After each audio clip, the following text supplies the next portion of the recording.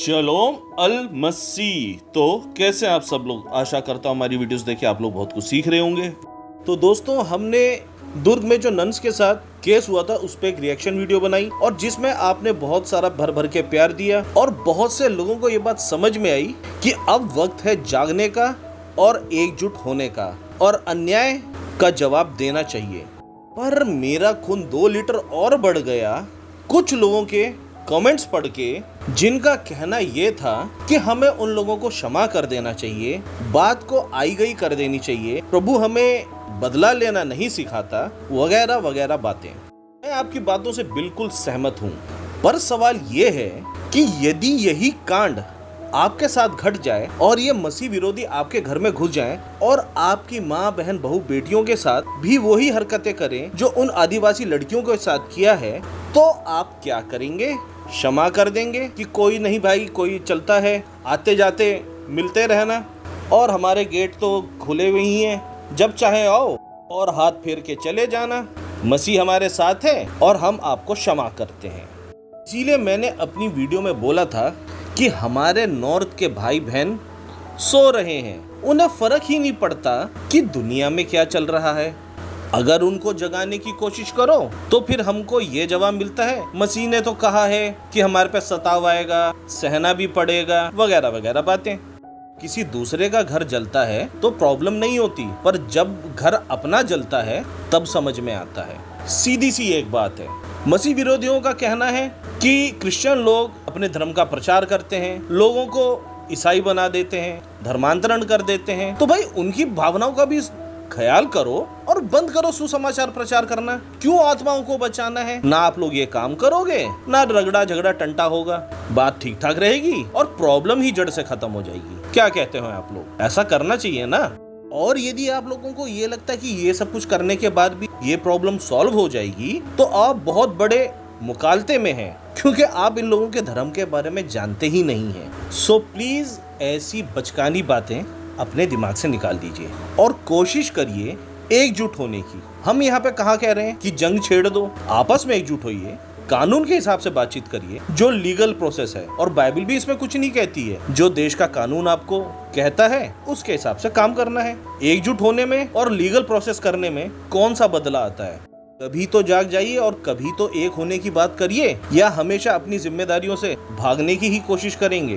तो जैसा कि मैंने अपनी पिछली वीडियो में बताया था कि ये लोग नाम में जात ढूंढ लेते हैं, धर्म ढूंढ लेते हैं और कपड़े देखकर धर्म पता लगा लेते हैं, और इससे कोई फर्क नहीं पड़ता कि आप लोग अपने घर में हैं, बाहर हैं, ऑफिस में हैं, दफ्तर में हैं, जहां कहीं भी हैं। यदि इन लोगों को पता चला आप लोग मसीह हैं तो ये लोग आपके साथ ऐसा ही करेंगे। तो जैसा कि एक घटना दुर्ग में घटी थी, वैसी ही एक और शर्मनाक घटना रायपुर में भी घटी है और उसमें भी झूठ बोलकर कुछ मसीहियों को फंसा दिया गया है। क्या है पूरा मामला, आइए जानते हैं।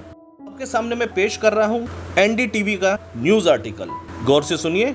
राजधानी रायपुर में धर्म परिवर्तन पर बवाल, बजरंग दल और VHP ने आरोपियों के घर को घेरा। हिंदू संगठन के लोगों ने मसीह समाज के लोगों पर प्रार्थना सभा की आड़ में धर्म परिवर्तन करने का आरोप लगाया।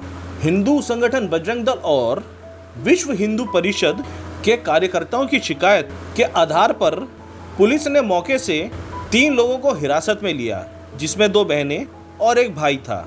पुलिस फिलहाल इन लोगों से पूछताछ कर सच्चाई जानने की कोशिश में जुटी है। यानी कि पुलिस वालों को भी पता है केवल इन लोगों को फंसा दिया गया है, जैसा हमेशा होता है, और पुलिस फिलहाल पूछताछ कर रही है और उम्मीद करता हूँ ये लोग भी जल्दी ही बाहर आ जाएंगे। सवाल ये है कि क्या ये पूरा मामला सच में धर्मांतरण से रिलेट करता है या खेला इसके पीछे कुछ और था? आइए हम आपको बताते चलते हैं। अब हम देखते हैं दैनिक भास्कर के न्यूज से। पुलिस के सामने ही मसीह समाज के लोगों से मारपीट। पुलिस क्या कर रही थी वहां पे? रायपुर में धर्मांतरण पे बवाल, 3 हिरासत में। हिंदू संगठन बोला भाग रहे थे, मोहल्ले वालों ने पीटा। इस सारे प्रोसेस के अंदर पुलिस वहां क्या कर रही थी? क्या जिन लोगों ने हिंसा करी उन पर एक्शन लिया जाएगा? हालांकि इस पे मुझे नहीं लगता कि कुछ भी होगा, क्योंकि मसीह लोग तो होते ही पीटने के लिए हैं, पंचिंग बैग है, जब मिले कूट दो। चलिए आगे देखते हैं क्या हुआ। छत्तीसगढ़ की राजधानी रायपुर में धर्मांतरण मतांतरण को लेकर फिर बवाल हुआ। रविवार की सुबह सरस्वती नगर थाना क्षेत्र के कुकरबोड़ा में हिंदू संगठनों ने एक मकान का घेराव किया। हिंदू संगठनों ने मसीह समाज के लोगों पर प्रार्थना सभा की आड़ में धर्म परिवर्तन करने का आरोप लगाया। पुलिस ने मौके से एक महिला और 3 संदियों को हिरासत में लिया। धर्मांतरण चल रहा था इतना बड़ा, पकड़े गए सिर्फ 3-4। आगे देखते हैं।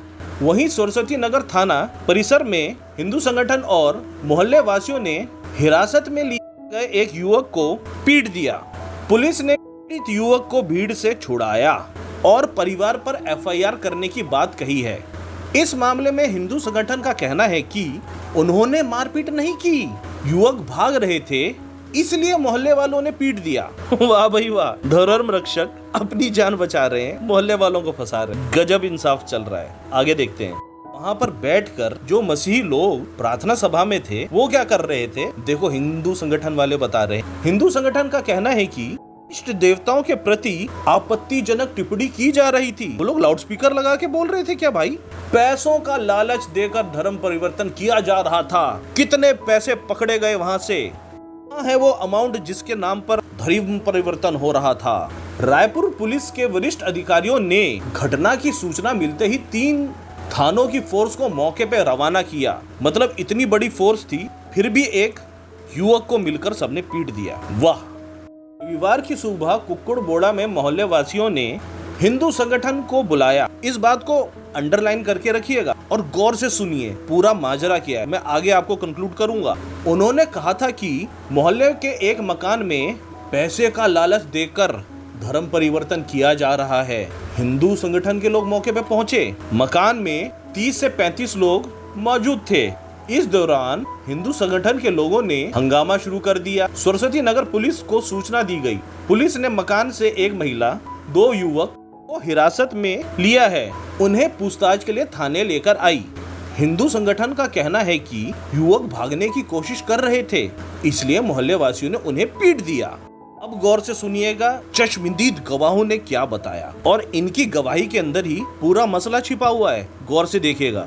मोहल्ले में रहने वाले अजय नेताम ने बताया कि मेरा भतीजा पिछले कई सालों से हिंदू धर्म और देवी देवताओं को छोड़कर यीशु की पूजा कर रहा है। घर के ऊपर साइड में यह लोग रोज देर रात तक गाना भजन किया करते थे। रोज अनजान लोग घर में आते थे और मेरे भतीजे का ब्रेन वॉश करते थे। कितना प्यार है मामा के अंदर। अब एक दीदी का भी देखिए। 3300 देकर यीशु की पूजा करने के लिए कहा छात्रा। जिस मोहल्ले में पूरा विवाद हुआ उसी मोहल्ले में रहने वाली 12वीं की छात्रा ने बताया कि पिछले कई सालों से उन्होंने लालच देकर धर्म परिवर्तन करने के लिए फोर्स किया जा रहा था। तब तक आंटी चुप बैठी हुई थी। आज बोली है मेरे सामने ही बच्चों को 3300 देकर यीशु की पूजा करने के लिए कहा जाता था। मुझे भी कई बार पैसे का लालच दिया लेकिन मैंने मना कर दिया। ये होती है खुददारी।